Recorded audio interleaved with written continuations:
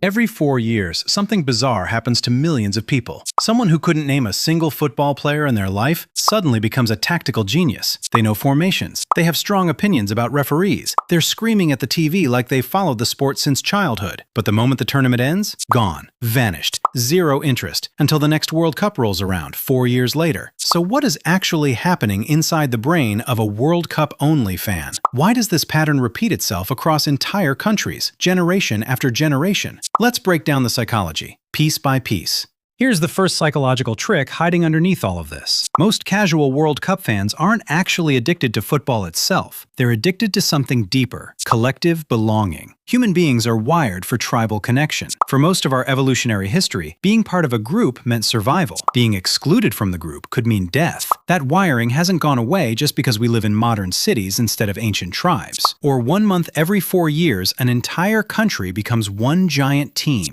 Strangers become friends at bars. Coworkers who've never spoken suddenly bond over a match in the break room. Even the quiet neighbor who never leaves his house is outside yelling at a television through an open window. Psychologists call this social identity theory, the idea that people temporarily attach their sense of self to a group in order to feel connected, proud, and included. This leads directly into psychological trick number 2. The bandwagon effect. When we see other people excited about something, our brain automatically makes a shortcut assumption. This must be important. I should probably care about this too. This is the exact same mechanism behind viral trends. It's the same reason a nearly empty restaurant looks unappealing when you walk past it. But a restaurant packed with people instantly seems like the better choice, even if the food is identical. World Cup hype triggers this exact shortcut on a massive scale. The busier and louder the excitement around you, the more your brain convinces you that you're supposed to care too, even if 2 weeks ago you didn't know the tournament existed. And here's the interesting part. This isn't a flaw in your thinking. It's actually an efficient survival shortcut. Your brain doesn't have time to individually evaluate every trend, so it borrows confidence from the crowd instead. Here's psychological trick number 3, and it's a sneaky one. Novelty triggers dopamine. If you watched football every single week, year-round, your brain would eventually get used to it. The excitement fades. This is called hedonic adaptation. The more frequently you experience something, the less intense the reward becomes. But if you only watch once every 4 years, every single match feels new, fresh, unpredictable. Your brain hasn't had the chance to get bored yet, so it rewards you with a much bigger dopamine spike than a regular fan gets watching a routine weekly match. This is the same reason a vacation feels more exciting than an ordinary day at home, or why your favorite meal tastes incredible the first time you try it, but noticeably less exciting the 50th time. The World Cup fan isn't experiencing weaker emotions than a hardcore fan. In some moments, they may actually be experiencing bigger emotional spikes, simply because their brain hasn't built up a tolerance. Now let's talk about why the World Cup specifically hooks people so much harder than a regular league match ever could. Representing your entire country creates a far deeper emotional stake than any club match. When your national team plays, it doesn't feel like my favorite team is playing. It feels like my identity, my culture, my people are being represented on a global stage. Smaller, lesser-known countries beating football giants creates unpredictable, movie-like drama. Our brains are wired to love a good story, especially one involving unexpected stakes, tension, and a satisfying emotional payoff. Combine national pride with underdog drama, and you get emotional stakes that are almost impossible to replicate in a normal weekly match. This is why even people who couldn't care less about football the rest of the year get emotionally invested during the World Cup. The storytelling ingredients are simply too powerful to ignore.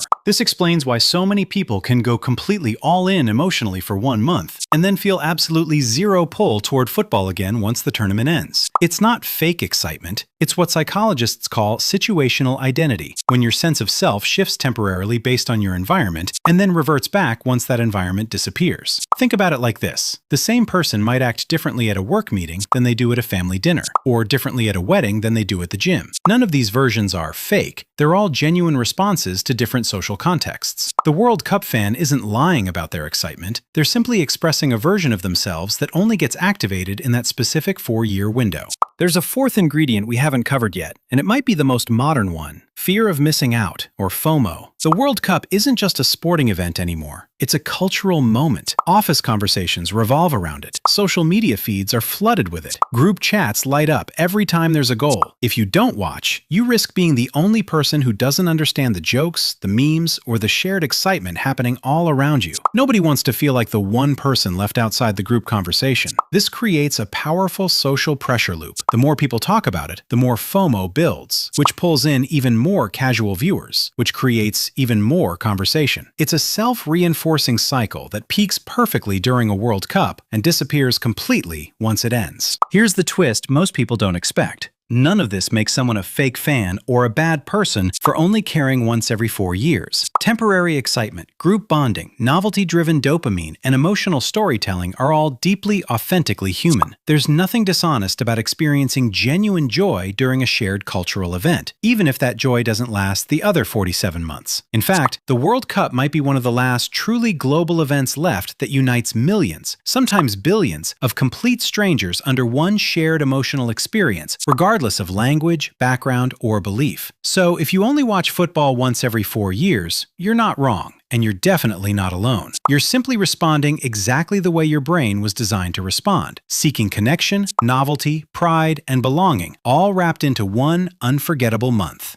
If this video made you see World Cup fans, or maybe even yourself, a little differently, hit subscribe, because next time, we're breaking down another strange psychological pattern hiding in your everyday life. Which fan personality do you think you are? The diehard, the bandwagon fan, or the once every 4 years fan? Drop it in the comments below. See you in the next one.